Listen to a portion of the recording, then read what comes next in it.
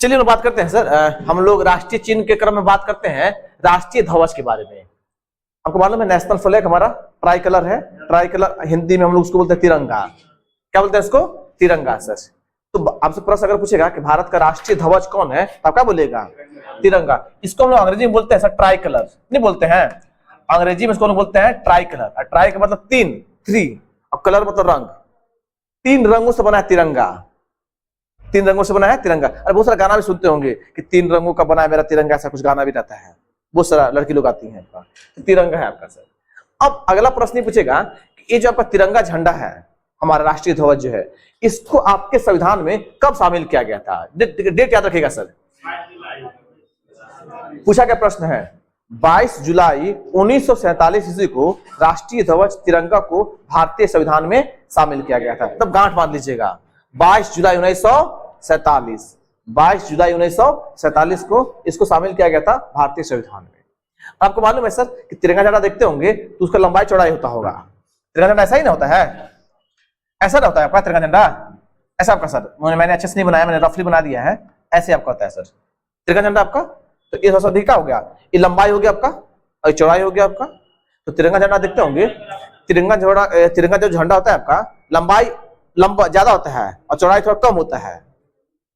अरे आयत देखें, आयत आयत की तरह होता है, मतलब इसका लंबाई जो होगा ना हमेशा 3 के रेशियो में रहेगा और जो चौड़ाई होगा हमेशा 2 के रेशियो में होगा। अब बोलिएगा सर नहीं समझ में आ रहा, क्या समझाना चाह रहे हैं? मैं समझाने का प्रयास कर रहा हूं कि अगर लंबाई इसका 3 सेंटीमीटर होगा तो चौड़ाई हमेशा 2 सेंटीमीटर होगा। अगर इसकी लंबाई 300 सेंटीमीटर होगा, देखिए मैं समझाने का प्रयास कर रहा हूं सर, कितना? 300 सेंटीमीटर, तो इसका चौड़ाई कितना होगा? हमेशा 200 सेंटीमीटर होगा। समझ पा रहे हैं आप लोग? अगर मान लीजिए सपोज दैट और थोड़ा सा डिस्टेंस लंबा लेते हैं हम लोग, अगर इसका लंबाई 3 मीटर होगा, कितना? 3 मीटर, चौड़ाई कितना होगा इसका? 2 मीटर होगा आपका। मतलब हमेशा लंबाई और चौड़ाई का रेशियो 3 और 2 का ही रहेगा हमेशा। अगर मान लीजिए सपोज दैट और थोड़ा सा डिस्टेंस आगे बढ़ा देते हैं, 3 किलोमीटर सर, लंबाई कितना होगा? 3 किलोमीटर, बहुत लंबा हो जाएगा, संभव तो है नहीं लेकिन मैंने लिख दिया ऐसे समझाने के लिए आपको सर। चौड़ाई कितना होगा इसका? 2 किलोमीटर में रहेगा आपका। तो इसी का मतलब होता है लंबाई चौड़ाई का रेशियो का मतलब यही हो गया आपका 3:2। लेकिन ध्यान दीजिएगा 3 किसके में आएगा? लंबाई में, और 2 किसके आया? कभी कभी एग्जाम में आपसे प्रश्न क्या पूछता है पता है? चौड़ाई रेशियो लंबाई, चौड़ाई रेशियो लंबाई। समझिए ध्यान से, यहाँ पे L रेशियो P है, अरे ये लंबाई है ना, L मतलब लंबाई लेंथ, अभी मतलब ब्रेथ, चौड़ाई आपका, इसका रेशियो कितना है? 3:2। लेकिन कभी एग्जाम में आपसे भुलवाने के लिए क्या पूछता है? ऐसे पूछता है B:L पूछ देता है। कैसे याद रखिएगा इसको? क्या हो जाएगा? ये हो जाएगा आपका 2:3 हो जाएगा। तो एग्जाम में प्रश्न एग्जामिनर घुमाने का प्रयास करता है, तो इसको अच्छे से याद कर लीजिएगा। कोई दिक्कत? चलिए, लंबाई और चौड़ाई का रेशियो है 3:2। आपको मालूम है सर कि तिरंगा झंडा में 3 रंग होते हैं। ऊपर में कौन सा कलर होता है? सैफरॉन, केसरिया, बीच वाला में सफेद और नीचे वाला में हरा का। 3 रंग होता है आपका सर। अब बीच में क्या होता है? अशोक चक्र, जिसमें 24 तिलियां होती हैं। मैंने आपको बताया था ऊपर वाले क्लास में भी, जस्ट अभी। तो 24 तिलियां होती है सर आपका। और 24 तिलियां क्या चीज का प्रतिनिधित्व करती हैं? आपको मालूम है एक दिन में 24 घंटे होते हैं, पता है ना? एक दिन में 24 घंटे होते हैं, तो प्रत्येक घंटे का प्रतिनिधित्व करते हैं। मतलब 1 तिली मतलब 1 घंटा, 2 तिली मतलब 24 तिली मतलब 24 घंटा सर। वेरी गुड, इतना समझ जाइएगा आप लोग। आगे चलते देखिएगा, तीनों रंग है आपका। तीनों रंग को मैंने यहाँ पे लिखने का प्रयास किया क्योंकि रंग से ही प्रश्न पूछता है कभी कभी कि जो तिरंगा झंडा है इसमें जो केसरिया रंग है आपका, किसको दिखाता है आपका? किसको? जागृति, शौर्य और त्याग को। हमारे सैनिक लोग त्याग करते हैं, हम लोग अपने देश के लिए त्याग करते हैं, बलिदान देते हैं, उसी को दिखाता है आपका। कौन? आपका केसरिया। और सफेद रंग है ना, सत्य एवं पवित्रता का। सत्य, हमेशा सत्य बोलना है, आपको झूठ नहीं बोलना है।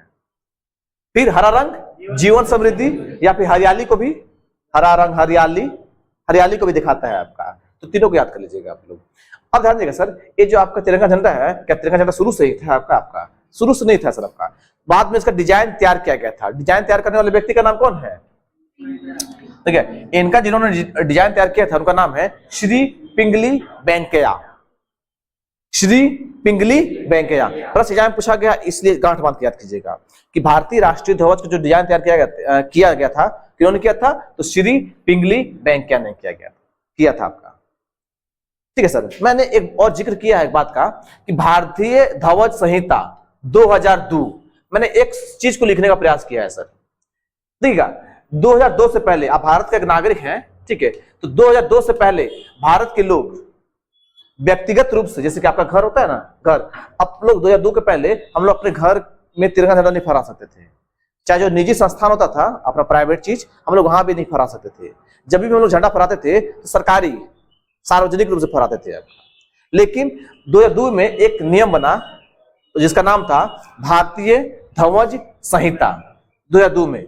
इसमें क्या बोला गया, तो इसमें बोला गया कि नहीं भाई, अब जो है सभी भारतीय नागरिक अपने घरों में अपने व्यक्तिगत रूप से झंडा फहरा सकते हैं, या फिर निजी संस्थान जो भी प्राइवेट संस्थान हो गए जिनको भी मन करेगा कि झंडा फहराना है, ठीक है, वो झंडा फहरा सकते हैं। आपका नहीं देखते हैं आजकल फिलहाल में ही सर हर घर तिरंगा, ऐसा कुछ लोगों सुनते होंगे आप लोग, और प्रत्येक घर आप लोग से लगाए होंगे, गाड़ी में, बाइक में, कार वगैरह में लगाते होंगे अपने हिसाब से।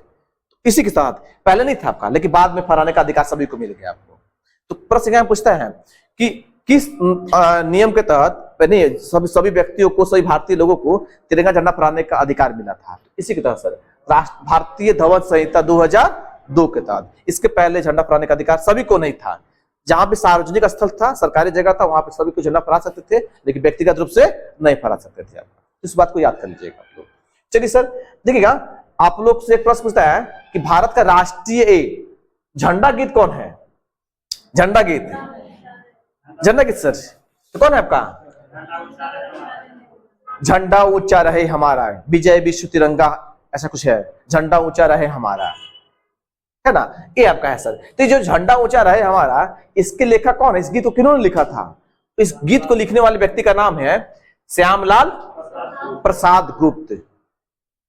झंडा ऊंचा रहे हमारा, इसके लेखक हैं श्यामलाल प्रसाद गुप्त। आपका सारे प्रश्न पूछे गए हैं बंधु, इसलिए अच्छे से इसको याद कर लीजिएगा। सारे प्रश्न एग्जाम में पूछे गए हैं, मैंने सारी बातों को लिखने का प्रयास किया। ठीक है, तो ये था आपका भारतीय राष्ट्रीय ध्वज। हम लोग अगली बातें करते हैं।